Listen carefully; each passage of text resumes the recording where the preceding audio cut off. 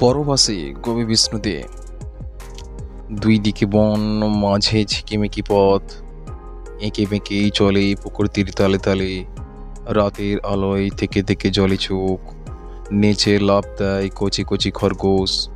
নিটোল tiller পলাশের ঝোপে দেখেছি হঠাৎ পুলকে বনময়ূরের কত্থকা। তাঁবুর ছায়ায় নদীর সোনালি সেতারে মিলিয়েছি তার সুষমা। চুপি চুপি আসে নদীর কিনারে, জল খায়, শুনেছি সিন্ধু মুনির হরিণ আহ্বান।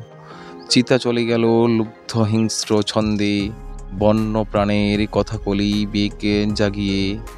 কোথায় সে বন বসতিও কই বসেনি, শুধু প্রান্তর শুকনো হাওয়ার হাহাকার। জঙ্গল সব, গ্রাম মরে গেছে শহরের, পত্তন নেই, ময়ূর মরেছে বন্যে। কেন এই দেশের মানুষ মৌন অসহায়, কেন নদী গাছ পাহাড় এমন গৌণ? সারা দেশময় তাঁবু বয়ে কত ঘুরব, পরবাসী কবে নিজ বাসভূমি গড়বে।